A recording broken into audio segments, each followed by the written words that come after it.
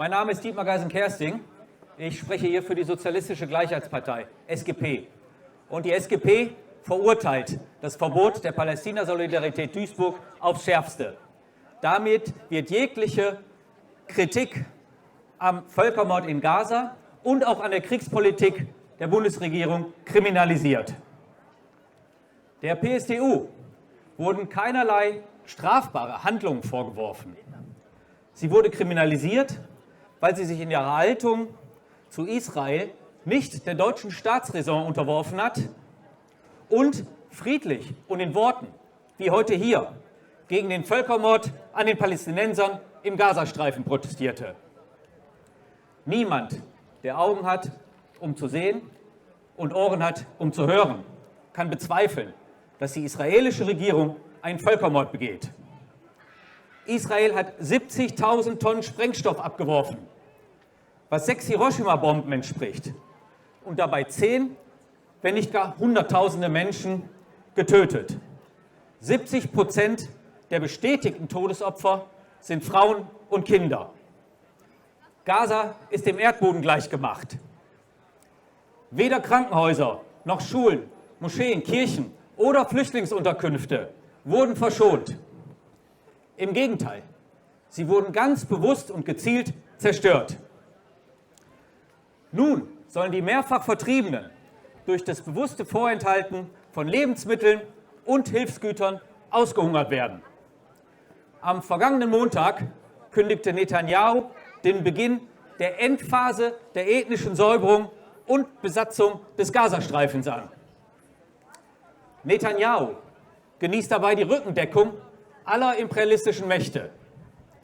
Die USA haben zuerst unter Biden, jetzt unter Trump, die Führung beim Morden übernommen.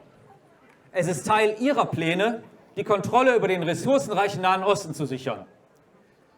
Diese Pläne bergen heute die Gefahr eines umfassenden Kriegs gegen den Iran. Sie werden keinen Widerstand gegen ihre Verbrechen dulden.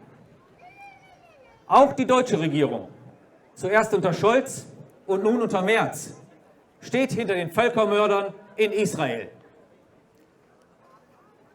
Die erste Reise des Außenministers Wadefuhl führte direkt nach Israel.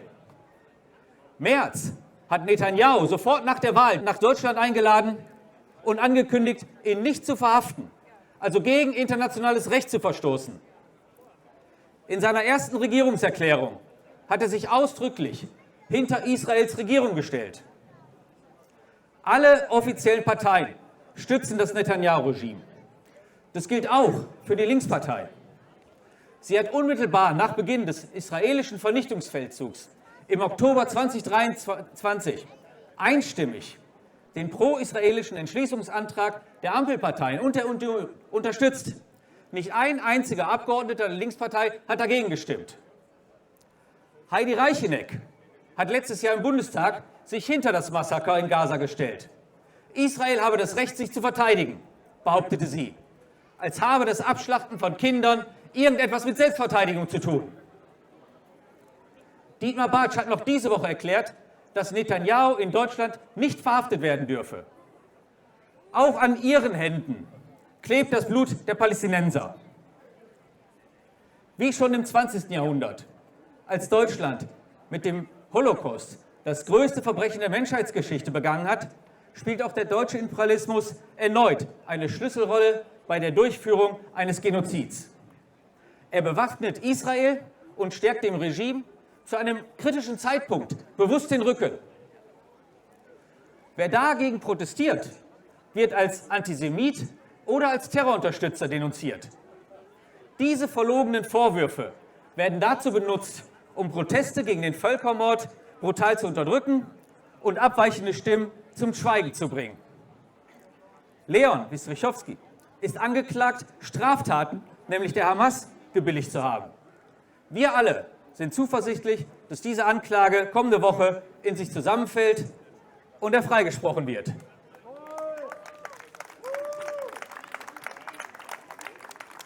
Das Verfahren gegen Jamal, ebenfalls wegen der Billigung von Straftaten, hat das Landgericht Duisburg eingestellt.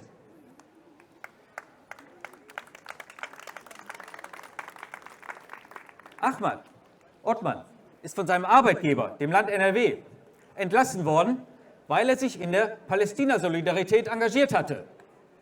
Diese Kündigung war rechtswidrig. Doch das Land weigert sich, Ahmad weiter zu beschäftigen. Nicht die Aktivisten gegen den Genozid in Gaza gehören auf die Anklagebank. Vor Gericht gehören Netanyahu, Smotrich und Ben Gvir. Vor Gericht gehören Trump, Biden und Rubio. Und vor Gericht gehören Merz, Scholz, Baerbock.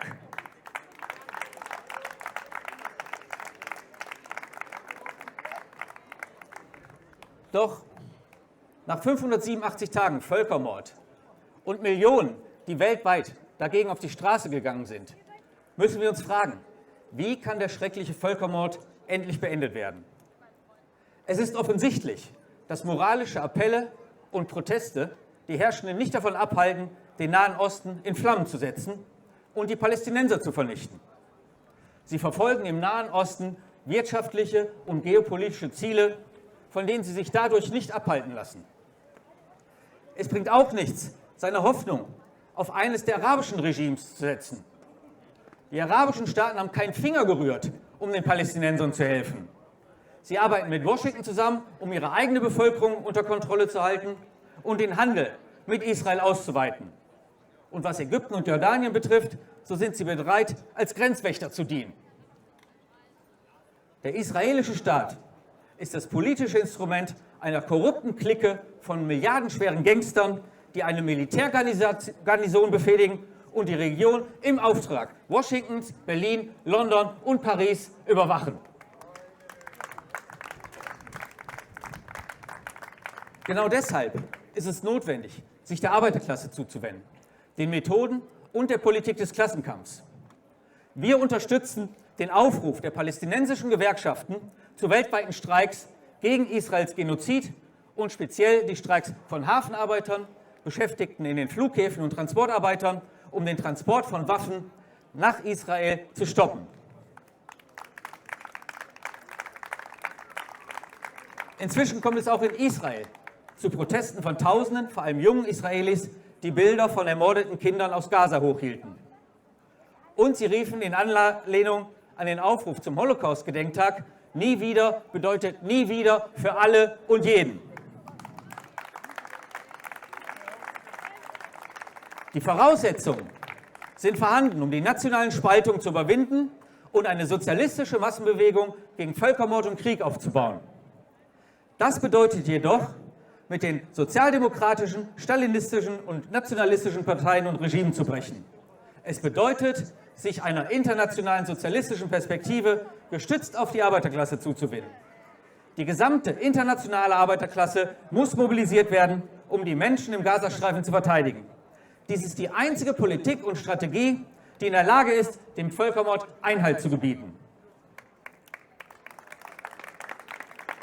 Es gibt keinen nationalen Weg der Befreiung Palästinas. Nationalstaaten und nationale Grenzen dienen heute nur noch dazu, die Arbeiter zu spalten und gegeneinander aufzuwiegeln.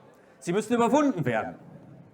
Das gilt auch für die Arbeiter in Israel und im gesamten Nahen Osten. Die Gräueltaten in Gaza haben nicht nur die reaktionäre Sackgasse des Zionismus offenbart, sondern auch den Bankrott der fiktiven Zwei-Staaten-Lösung. Die Interessen der arabischen Arbeiter und Interessen der jüdischen Arbeiter können nur durch einen einzigen säkularen Staat mit vollen demokratischen und sozialen Rechten für Juden und Araber als Teil einer sozialistischen Föderation des Nahen Ostens gesichert werden.